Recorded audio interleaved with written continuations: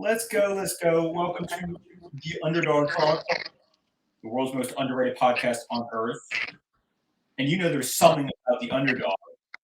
But today I'm joined by Big 74. And I can't forget big number 79 as well. This gentleman has gone to the Pro Bowl, the same amount as my favorite number in Underdog Talk. If you know me, you know my favorite number is 9. Damn right it's 9. Give it up for the big fella, Mr. Ruben. What is up, sir? How you doing today? I am great. I am still above ground. I'm active, and I just love doing what I'm doing right now. Damn right, Mr. Ruben. Thank you for taking the time to come on the Underdog Talk podcast today. And I was going to ask, how is your Friday and warm summer going? How's your Friday going today, sir? Oh, it's great. You know, the weather's warm, and everyone's, it's TGI Friday. You got me hungry now. Yeah.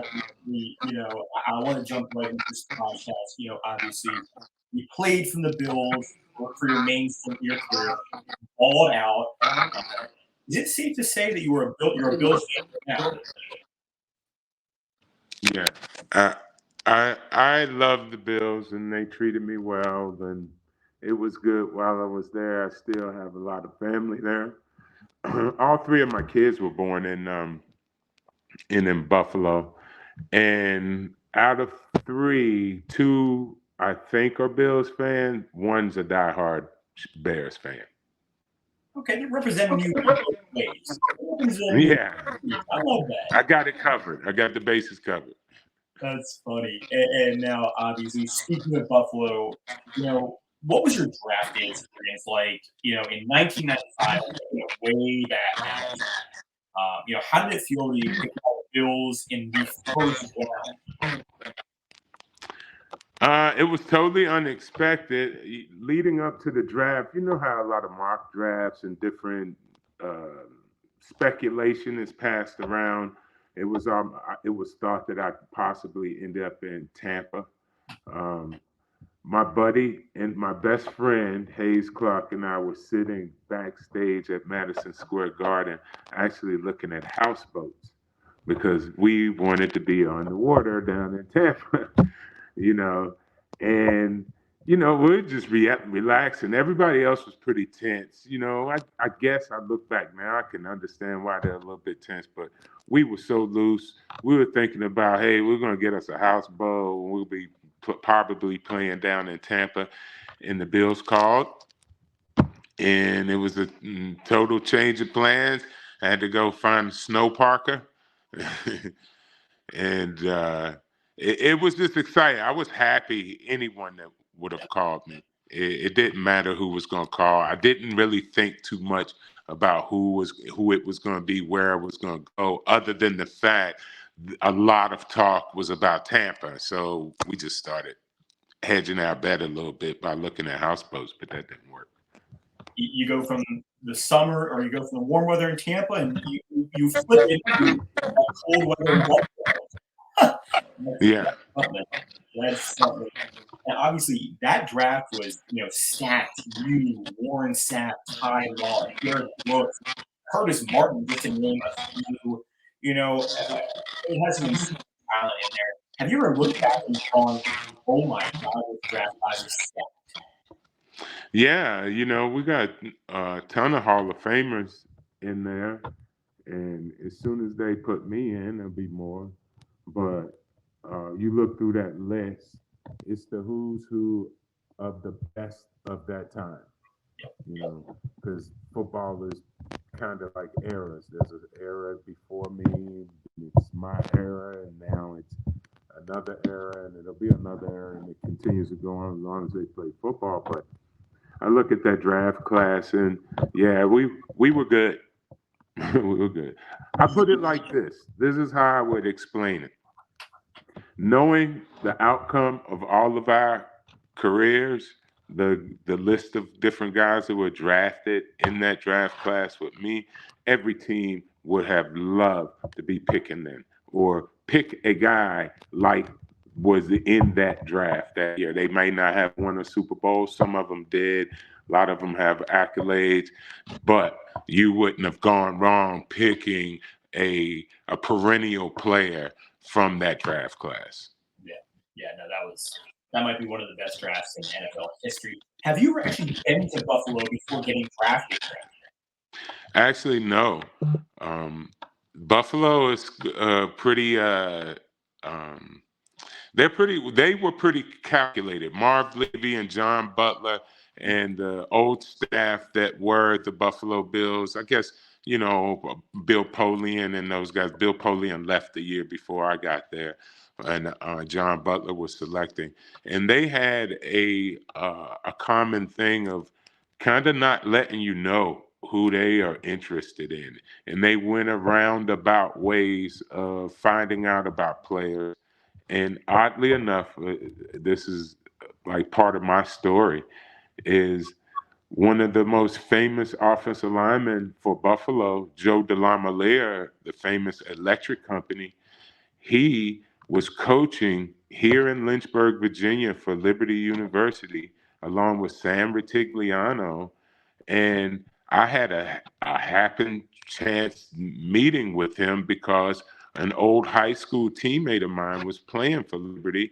I went by the facilities. I was home over the break. I was kind of like training and getting ready for the draft. And he took me over and met Joe DeLamielleure. Thinking nothing of it, Joe DeLamielleure then turns around and calls who he knows in Buffalo, who he's very connected with, and tells him, "Hey, I met this guy, Ruben Brown. He's a pretty good player. I love him. He's around town. Told everything about me." And see, I was being interviewed and I didn't even know it. I was the good thing. I was just being myself and not anything, putting anything on. But that's a part of my story. And Joe DeLamielleure and the Buffalo Bills, that's kind of how they did things. They found out through other ways to kind of really get the scoop opposed to what was going to be kind of fabricated and put in front of you. So unbeknownst to me, Joe DeLamielleure pretty much helped me get drafted by the Buffalo Bills. And everything happens for a reason, Ruben. Obviously, it worked out for you as you've shown in Buffalo. And you went to the Bills Mafia, which might be the most crazy fan base out there. And then you also went to the freezing cold temperatures. What did you think about going to those freezing temperatures? Did it affect you, or were you just laser focused on playing ball? Actually, it wasn't that bad because I was playing college ball right down the road, probably 3 hours away in Pittsburgh. So you're used to it.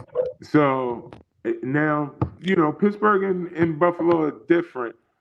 I became acclimated to Buffalo because I went to college in Pittsburgh. Now, prior to Pittsburgh, I lived most of my life in Virginia. Mm-hmm. And once going to Pittsburgh, it was a shock because it was colder, longer, more than what we experienced in Virginia. Virginia gets cold, but not like Pittsburgh and not like Buffalo. So going to Pittsburgh set me up for going to Buffalo, and then Buffalo was easier transition to Chicago. Yeah. You're playing cold weather in your career, Ruben. Yeah, all cold. And obviously, as I kind of mentioned, everything happens for a reason. As you land at the starting position for one of my favorite duos in the NFL history, Jim Kelly, Charlie Thomas. Did you feel any pressure to hold down this line with these guys? Because this was your rookie season, guys. Oh, there was a lot of pressure. And I honestly, it was as much pressure as you can get. A first round draft pick, being an offensive lineman, and the expectations there. You got to protect Jim Kelly. You have to open the holes up for Thurman Thomas, and it was difficult. It wasn't easy. But Marv Levy and John Butler, they spoke to me going into camp, and they're like, "Look, we're not going to put you on the field if you can't protect Jim or do your thing." It's like, so you being drafted first round don't mean you're gonna get on the field. Now that was just enough to put something in my head to work hard and try to be there. But then once I was amongst Jim and Thurman and Andre, and then, there's a few other names that are lost in that, which, if you spoke to all of those guys during that era, um, the center for the Bills at that time, Kent Hall, he's like a legend and well known and very smart and intelligent. And, he did a lot of work for the offense that kind of goes unknown. That everyone's like the quarterback did it all and the running back ran it, but the center was the one really doing a lot of the orchestrating in this offense because we had to move pieces around. But they expected me to get it right. They were not going to wait for me to become capable of playing the position.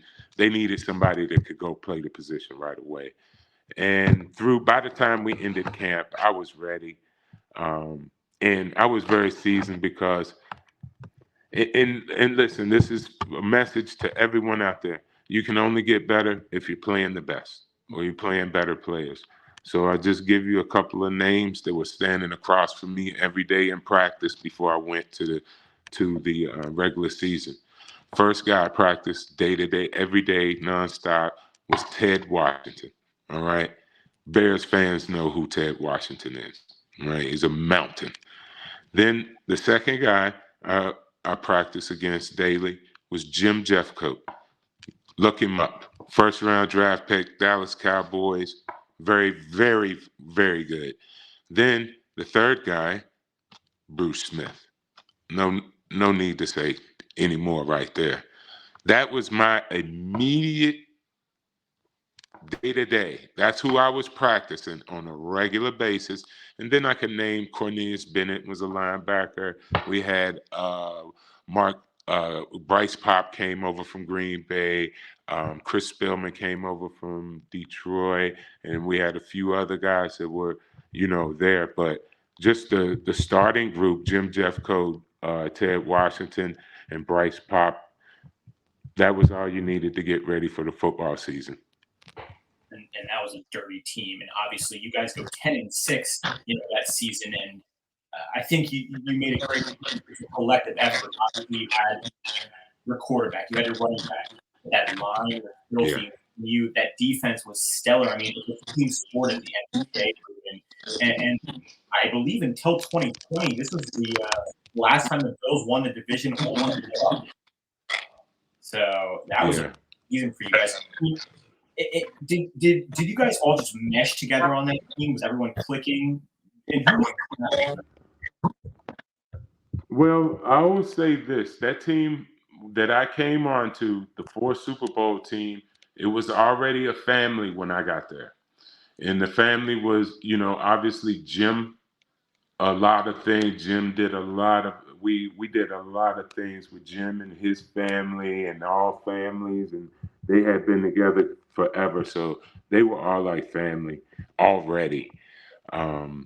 And they slowly brought me into it and showed me what they were doing and expected me to be a part of it and go. And I loved it. I mean, because I was such a huge fan of Thurman Thomas right off the bat, and I loved him from the get-go. Now, Jim and I had a little rough going in the beginning, but we turned out to be brothers. And same thing with Andre Reed and Steve Tasker and Bruce and all the rest of the guys. But they had an already built family when I got there. It was already built there. And I mean, you showed them why you deserve to be there. Being an 8-time Pro Bowler in Buffalo, obviously getting their last Pro Bowl in Chicago, well deserved.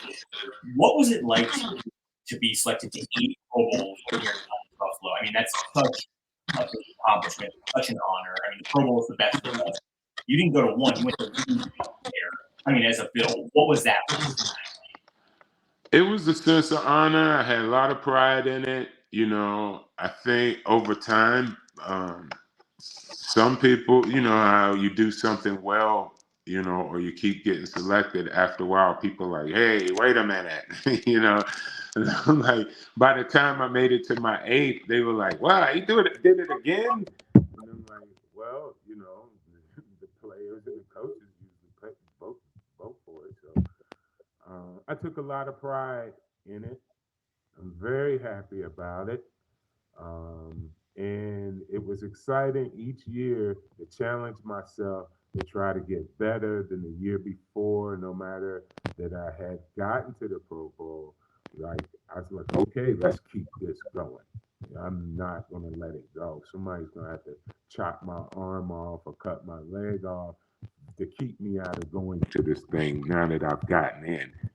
And, I just put all my effort into it every year. And it was like, you knew it was Pro Bowl every year. You knew you're going to keep on getting better every season because that was the end goal, to go to the Pro Bowl and obviously win as a team, which you did. And I mean, you played against really good opponents back in those days and obviously protected the quarterback phenomenally. Who was one of the hardest people you ever guarded against?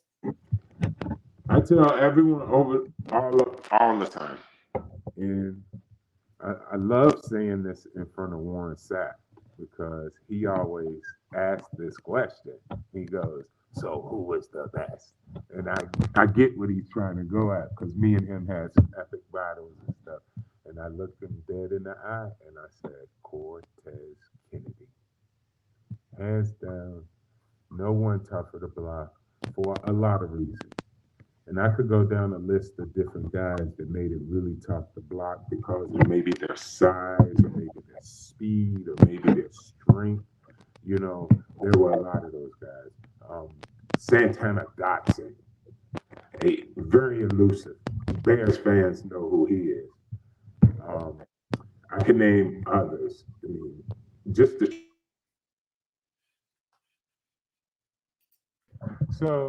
So I say Cortez Kennedy because he was all around defender. He could run, stop, and he could pass rush.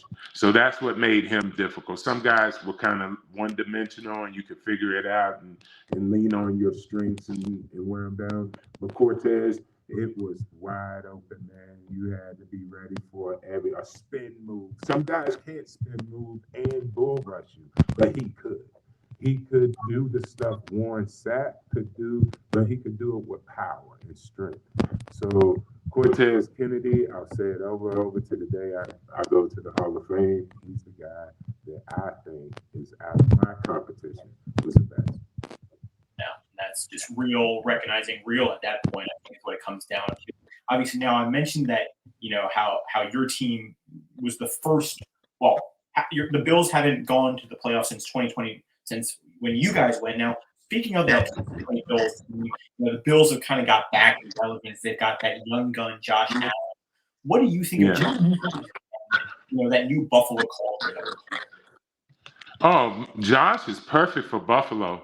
I mean, he's ideal. It's like they went out, wished up the Buffalo quarterback, and they got it in Josh. A tough guy. He can run the ball. He got a big arm. So he's perfect for Buffalo. We hope he never leaves. We hope that we want to get a couple of Super Bowls with him, one at least, because he has that type of talent.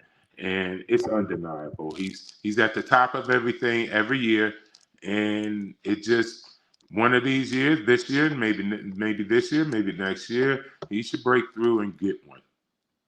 And obviously, some big changes happened for the Bills this year going into this new season. Obviously, you guys lose Stephon Diggs, you lose Gabe Davis. What do you think of this new offense, and how well do you think they'll do this year? Well, I think every year the team evolves and changes a bit. Even though they lost some, high-profile names like Diggs, I think the team was moving in that direction already. Just by the way they had ended the season playing last year, it looked like some different philosophies, a couple of different players to help Josh would be ideal. There's nothing negative I could say about any of the guys that left. I think the job just didn't get done in their time. That doesn't mean that the Bills won't get it done without those guys. We actually might just, operate a tad bit different, But I think we still have the same power to go through the playoffs and make it to the Super Bowl. And I think when you got that defense, Josh Allen and Coach McDermott, I mean, you guys have a team. Now, You got Josh. That's all you need, I guess. That's all you need when you got a star. Yeah. And obviously, going back to you went over to the Bears. What was it like transitioning from a team that you got drafted to, played with your whole career until that point, and then going to Chicago? What was that transition like? It was very tough for me, and I didn't take it well, and I actually was very cynical when I got there. But spending time with Olin Kreutz, he just turned me around and inspired me, and really got me back into let's get up and go play some football. Let's go out here and rough some people up and get it done. And do this. We always wanted to play football all our lives. And by the time I made it to Chicago, the business of the game had started to creep into my head and wearing me down and, kind of affected, how I trained and how I was just coming in to work. But I got a new start in Chicago. Like I said, I started slow. I didn't know what to expect. I kind of, you're going into a new situation, but I know football, and I just, all right, when it's time to turn it on, I'll turn it on. But Olin inspired me. Olin Kreutz, hands down. I spent every day with him, and he really turned me around and got me going, and we did great things together. We did some really good stuff. And again, if you get that final pro and have a phenomenal kind of finish to your career, only suited the storybook ending for a Ruben Brown career, finishing on that Pro Bowl, finishing as one of the greatest to ever do it, and just finishing as a warrior. And I think sometimes in life we all need that new fresh stuff. We all need that. Get back in there and find the love for what we do. Just the name of the game. Post retirement up to I a while ago, right? What's that? I saw you at a show a while ago, right? What happened? No, I was post retirement. I saw that you had a TV show a while ago. Oh, I'm sorry. The sound wasn't right.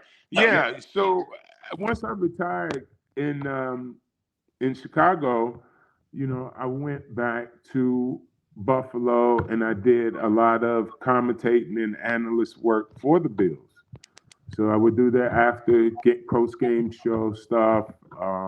It's the same in every NFL city as you see in Chicago. So I was a part of that whole thing for some time until I just kind of got burnt out from it, and said, hey, I can retire. Let's retire.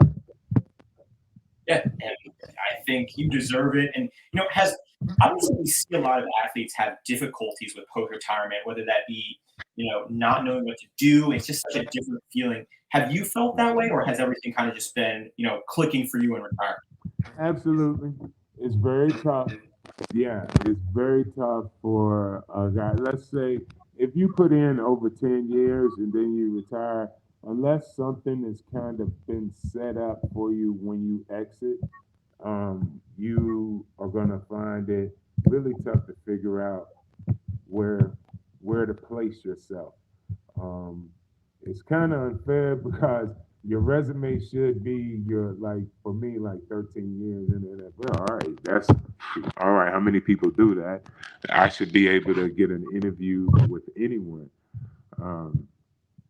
I actually remember trying to get a position with Harley Davidson, and the new CEO at the time turned me down. And I really didn't understand his explanation, other than I think he thought that a retired football player, well, he doesn't have to come do this, so I'll rather get another guy when I was like thinking, I'm like, whoa, these CEOs don't understand the NFL football players. Ideal what you want on your company or your business or on your, wherever you can find a place for them in your company. These retired NFL players have been through enough that can help you support all different aspects. We got a lot of skills that are way more than just playing football, running into people. We have to study prior to. A lot of people don't realize. Um, so yeah, I was disappointed about that part when I entered into the retirement world, looking for a space for myself. Um, and I would actually I'd like to say out to any of the young guys right now is a rare opportunity for you guys to, plant a seed for yourself for after. Yeah, and I think that's yeah, be ready for post retirement. Be Yeah. ready for what comes next. I lost your volume. Oh, you hear me now? I lost the volume. You hear me? I'll keep on saying, darn electronics. Can't say I Yeah. understand it. Anyways, back to that. Yeah, post retirement, all that. Now, final few questions for you. Obviously, in the NFL at such an elite level, how do you want to be remembered in the NFL? And what advice would you give to someone who is looking to make it into the NFL like you once were? Well, this is a perfect place to say that your show is called The Underdog. My favorite hero is Underdog. My father's nickname was The Underdog.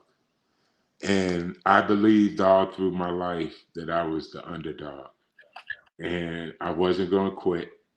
I wasn't going to give up. I was going after what I wanted to go after. And I loved playing football, and that's what I did.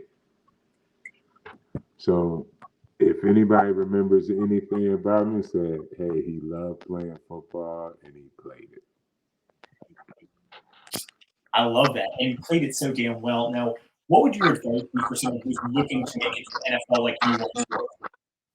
Well, it's going to take a lot of training, dedication, discipline. Start early on, as early as you can, to train yourself as far as stamina and strength and all of the things that you need. And then also study the game. Study your positions that you will play. Learn how to play more than one position. And more than anything, if you're a young person, I would say from grade school to high school, play as many different sports as you can possibly play throughout a season.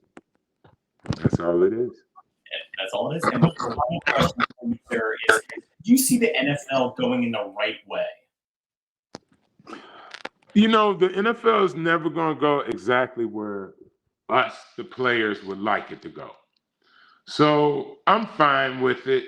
I've gotten some great years out of it. I still enjoy the game, regardless of the different aspects that I don't agree with or I do. So I'm happy with football. Like I said, I love football in so many ways. I love discussing it. I love discussing the changes and arguing about them and debating my point of view on it. But at the end of the day, I just love the fact that they keep playing the game and the game's alive and it's still happening. And as long as they keep doing that, I'm going to continue loving football. Damn right. And one more time to the 9-time Pro Bowler, Ruben. Now, before we go, the floor is yours. Is there anything you want to plug? Anything you're doing? No, nothing right now. I just want the Bears to do their thing, get on track, and be successful. I'm rooting for the Bills. I know it's a conflict with some fans in Chicago and Buffalo that I have that affection for both teams. But like my kids, I don't have a favorite. I'm going to tell you that right now. You may not believe that. You're just going to have to. I do not have a favorite. I love both of those organizations as if they're my own because they both took me in and they both supported me. So I don't hold one higher than the other, regardless of how much time I spent there. They're very equal. And I would say this to anyone that's from Buffalo or from Chicago, meet a Buffalo person, meet a Chicago person, you'll think you're cousins. I love it. I love it. And one more time for the 9-time Pro Bowler. Guys, don't forget to like, comment, and subscribe on this video. Until next time, 2 underdogs,